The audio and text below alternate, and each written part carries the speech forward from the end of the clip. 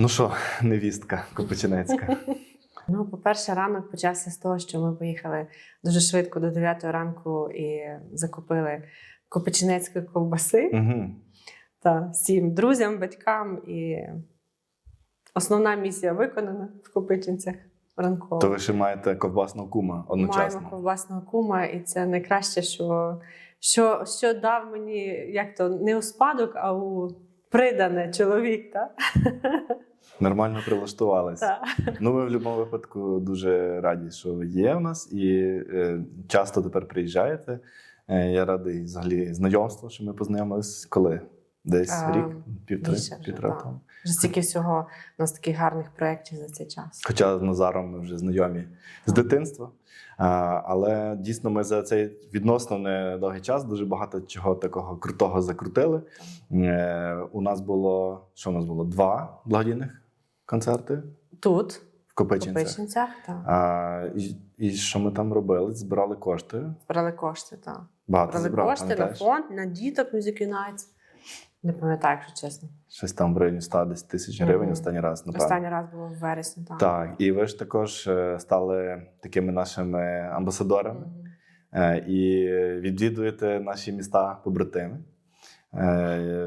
Я пам'ятаю, що в Брюгге, напевно, було Так, але ж перше. треба перейменувати на Київ Танго-оркестр, а Копичинці Танго-оркестр. Так, ну ми до того рухаємося, я думаю, в тому напрямку прямуємо. Як тобі взагалі Брюгге, наше бельгійське місто побратим? Брюгге Ви це виступали просто там? казка. Казкове місто, в яке хочеться дуже хочеться повернутись, і хочеться показати батькам навіть. У мене так одразу мріє, що я би хотіла мамі показати це місто. І неймовірні люди, дуже класна команда, гарне місто, гарна зала, королівська зала. І дуже гарний, якісний був концерт і гарні збори. Ну, я так бачив гарний відгук від українських організацій. Вони якось так об'єдналися навколо вашого виступу. І я пам'ятаю, що це ідея була Коліна, сіті-менеджера, хоча він не зміг взяти участь у вашому концерті, але вони покрили ваші там логістичні витрати, а продаж квитків спрямували до нас. І ми вже з цих коштів зробили навколо центру, що це було? Тераса. Я не знаю, ви вже бачили. Ми були. Так, були. Як взагалі тобі виступ і наскільки хотілося б ще там повертатися, ще якось грати, бо про вас реально пам'ятають там дуже так активно. Ми досі маємо таке теплу переписку з людьми, які там теж були в організації. І я пам'ятаю перший день навіть більше, ніж сам концерт, тому що в перший день, пам'ятаю, пані Світлана теж зробила нам таку неймовірну екскурсію. Я пам'ятаю кожну деталь, як ми куштували місцеве пиво, як ми робили таких ангеликів, які зараз в кожного з нас в машині, такі талісмани. Я пам'ятаю ці прогулянки, ці бельгійські вафлі, цих лебедів на річці, цю неймовірну архітектуру. І насправді для нас це теж великий подарунок, тому що це натхнення для нас. І ті позитивні емоції, які нам дуже тут у війну не вистачає. І ми це все забираємо з собою. І цими кілограмами цих емоцій ми потім як ніби живемося весь той час, коли ми тут вдома, в Києві. Так? І цими спогадами, цим теплом від людей, які нам подарували там, ми живемо. Ну, до речі, мені здається, що також ви тепло деяке даєте, і нам дуже важлива підтримка наших партнерів європейських і з безпекової точки зору, і з євроінтеграційної точки зору.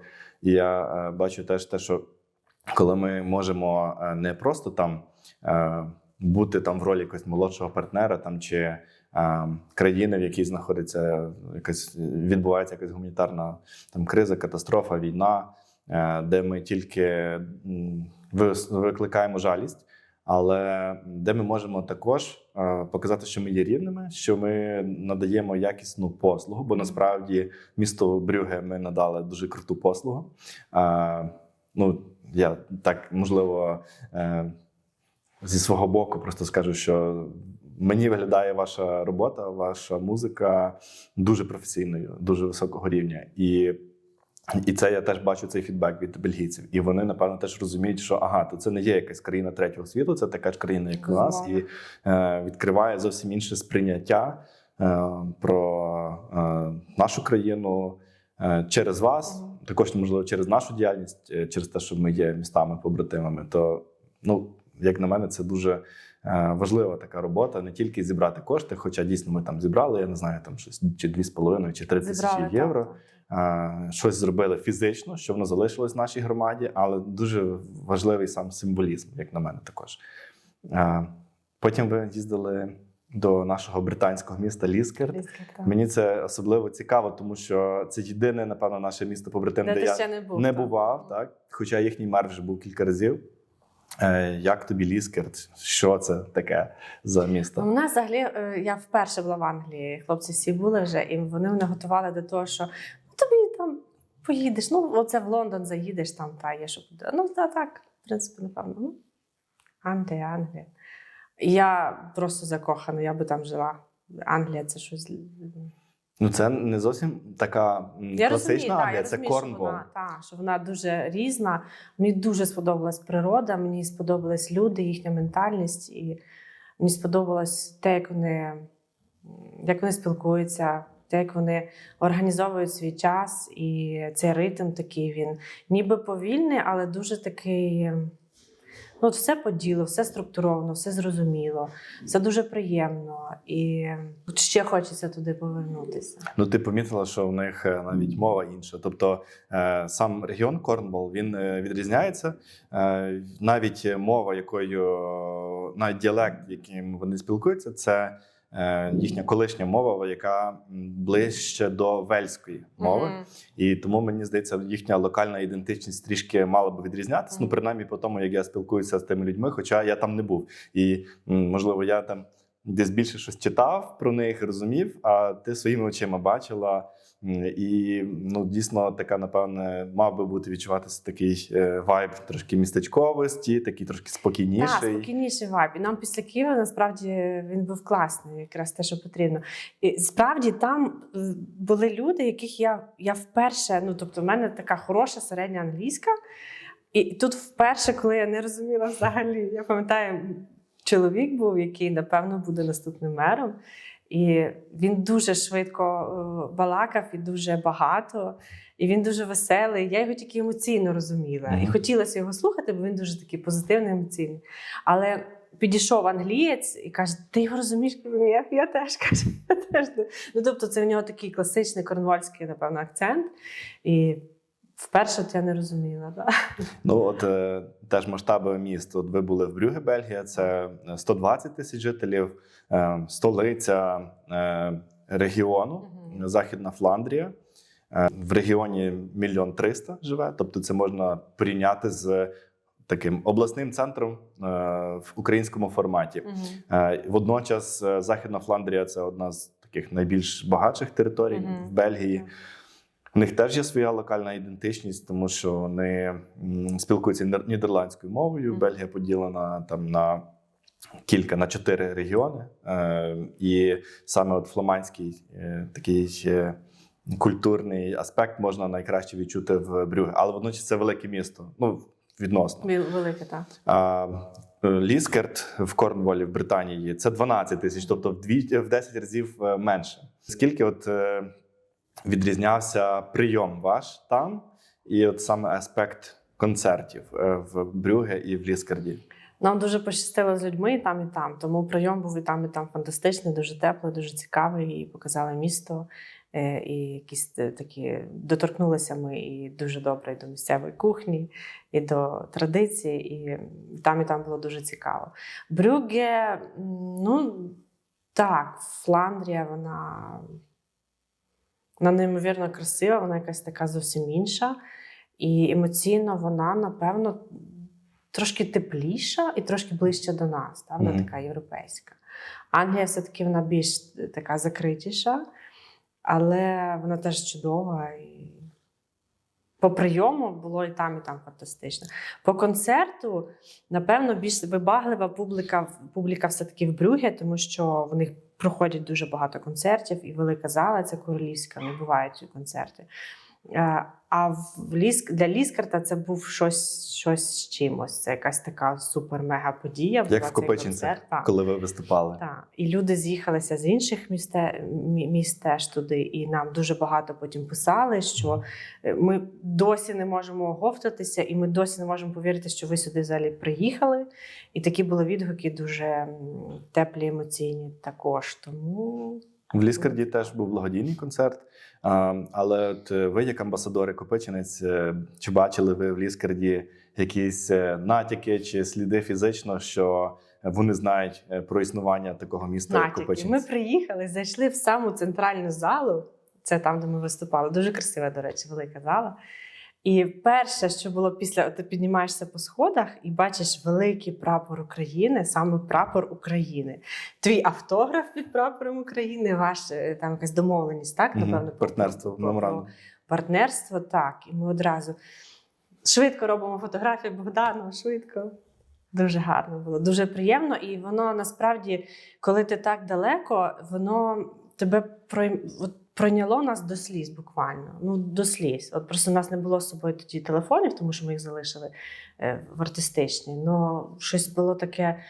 Нам одразу хотілося тобі подзвонити, одразу хотілося це всім поділитися цими емоціями, тому що ти, Бог зна де, ти дуже далеко, а тут шматок дому. Тут цей прапор, тут ти, твоє ім'я, твій автограф, твій підпис. І це все дуже було тепло і дуже гарно. Встигли ми наслідити трохи. Наслідили, так. Зараз ми в квітні очікуємо, хоча ми вже після того двічі були в Брюгге, і вони один раз були у нас після вашого концерту на День Незалежності. Теж багато маємо від них допомоги для лікарні, для нашого хірургічного відділення. Водночас там щось для комунального є, але зараз у нас також велика партія, теж ми очікуємо допомогу від них. Вже, я думаю, що буде відомо, коли все вийде, бо це ще треба розмитнити, через кордон перевезти, але там є співпраця і по лікарні, і по комунальній службі, і по пожежниках наших, то я думаю, ми отримуємо дійсно суттєву від них допомогу, підтримку, і водночас дуже цінно, коли не тільки ми їздимо до наших партнерів, а і вони до нас. І вони, так. То у нас в районі Великодня ми очікуємо сіті-менеджера Брюгге, його заступника і начальника, по-нашому, можна сказати, служби у справах дітей, які займаються там дітьми, підлітками. І знову ми будемо їх приймати, то було б гарно, щоб ви теж запланували свій Великдень в Копичинцях. Ми хочемо приїхати на Великдень, і було б добре нарешті з Коліним познайомитись з Брюгге. Я теж хочу розповісти таку цікаву штуку, яку нам довелося, напевно, освоїти все-таки. Ми продовжуємо це робити, тому що раніше до повномасштабного вторгнення, до цих благодійних концертів в Європі, по світу, наша задача була грати концерт. І ми такі, як професіонали, приїхали, так, саундчек, виступ, мінімум слів, накопичуємо енергію на виступ, обід, по розкладу, все так чітко. А тут ми розуміємо, що місія насправді зараз трошки інша. Концерт концертом, це якби саме собою зрозуміло, так? Що треба вийти і достойно заграти якісний концерт.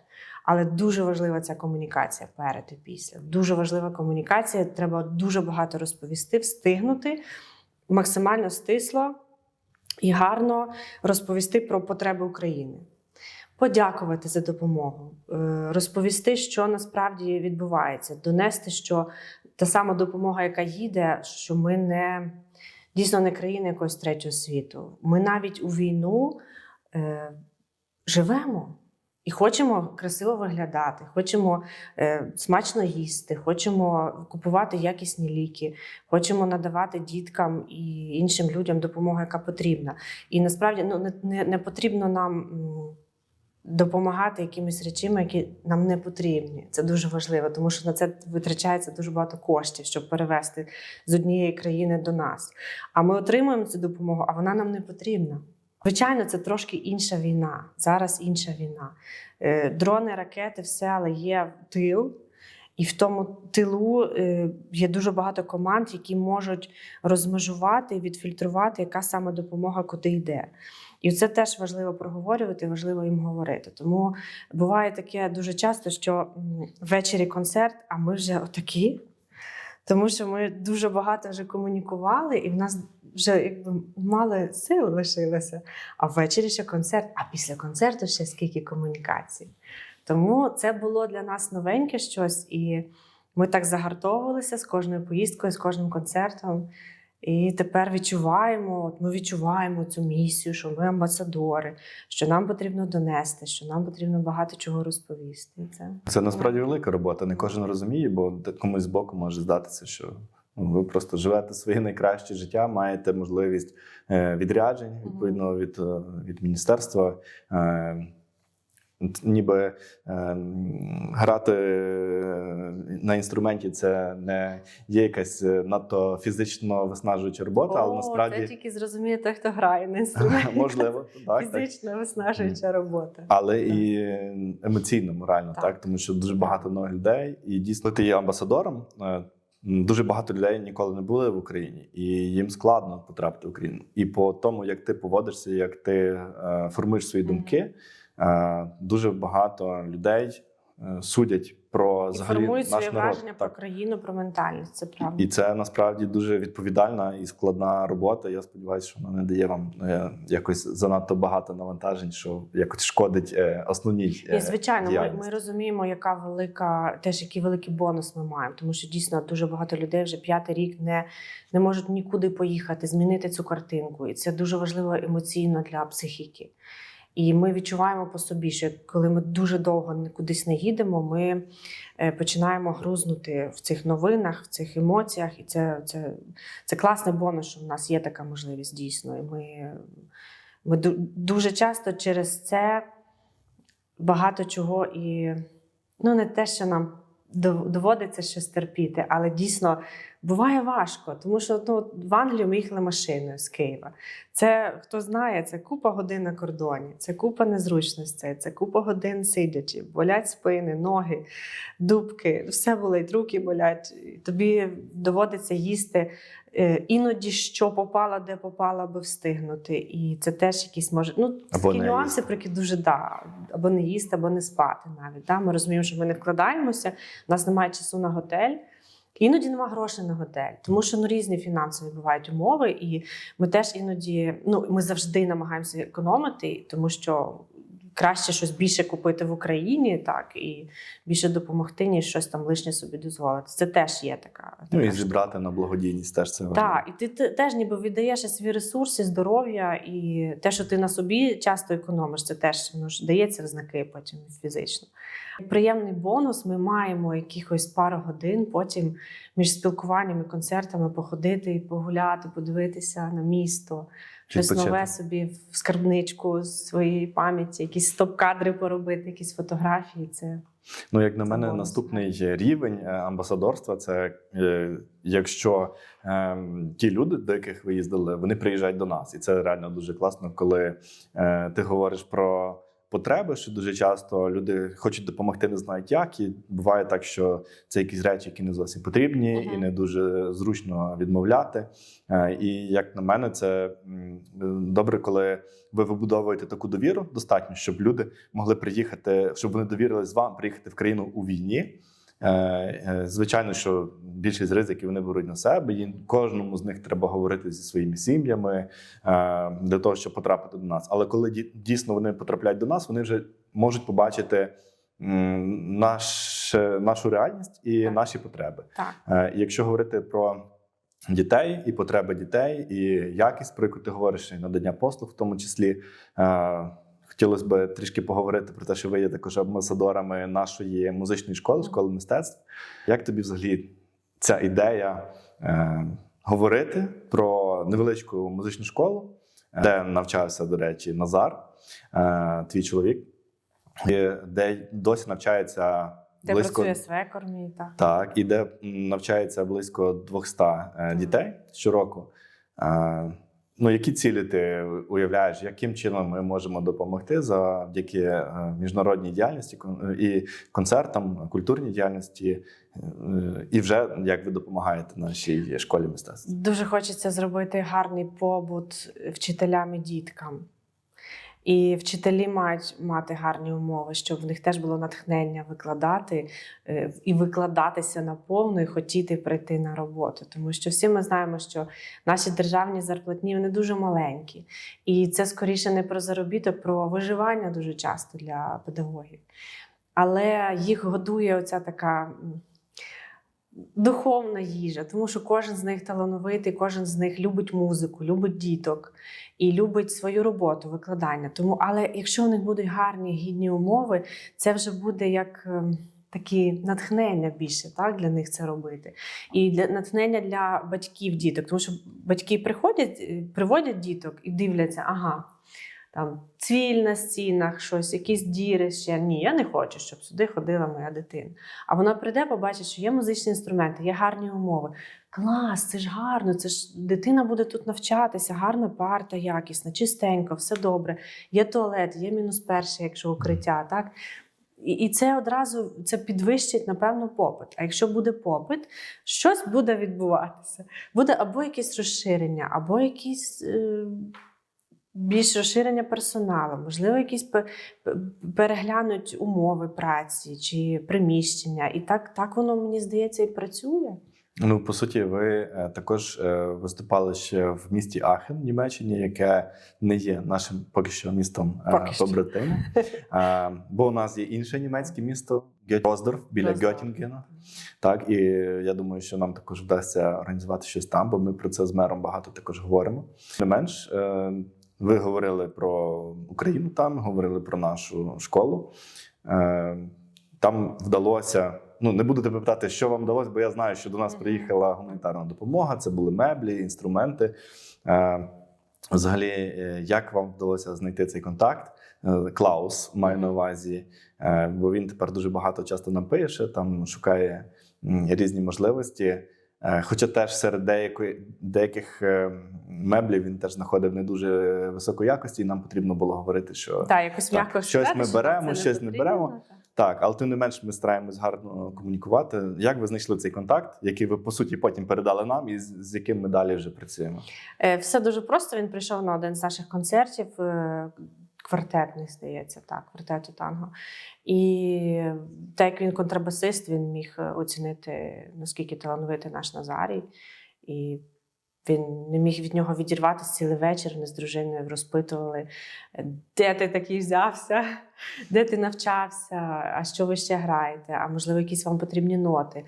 А як вам допомогти? Тобто він щиро дуже хотів. Ми ж там комунікуємо теж під час концертів, ми розповідаємо і про війну, і про потреби. І він дуже такий, він був заряджений на допомогу, на якісь давайте ноти, давайте щось передамо, давайте інструменти. І отак була переписка, після якої він організував дуетний концерт, і кошти з дуетного концерту частково пішли на музичну школу, частково пішли на Житомирський притулок дитячий теж, там багато гігієни було передано, і медикаментів, і така вийшла співпраця доволі продуктивна. Ми якось так між собою почали взаємодіяти. Ми створили в музичній школі таку сторінку в інтернеті, рахунок, благодійний фонд навколо наш місцевий також створив валютний для того, щоб люди могли надсилати кошти, для того, щоб можна було щось в цьому контексті робити. Також ми зараз в процесі отримання гранту від канадського фонду «Челіс» для того, щоб відремонтувати усі кабінети школи мистецтв.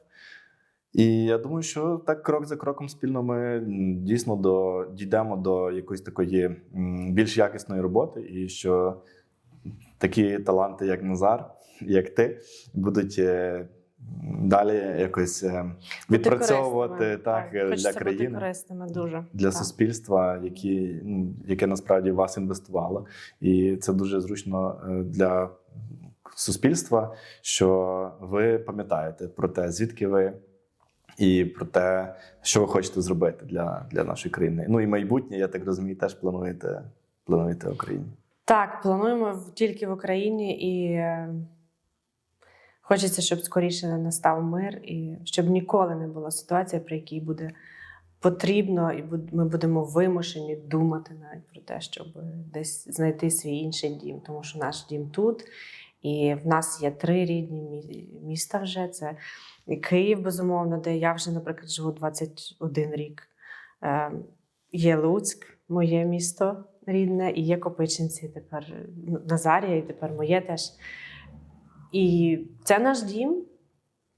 Це наш дім, і хочеться про нього говорити на весь світ. І світ є домом, коли ти маєш таку діяльність, як музика, тому що ти дуже часто подорожуєш, ти багато разів знову приїздиш до того самого міста, і ти вже поступово знаєш там людей, поступово вже хтось стає близькими друзями, ти знаєш, які в тебе з'являються якісь улюблені кав'ярні чи улюблені місця, вулиці.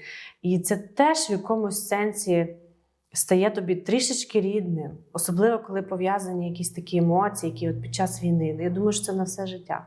Це дуже класно. І добре, що у вас є такий сантимент і до України, до тих міст, в яких ви жили, і також до Копичиниці. Я дуже радий, що ви у нас такі є. Приїжджайте на Великдень, а якщо можна, ще частіше. Я думаю, що побачимося з нашими партнерами міжнародними в районі Великодня. Дякую тобі за розмову. Гарного дня. Дякую. Па-па.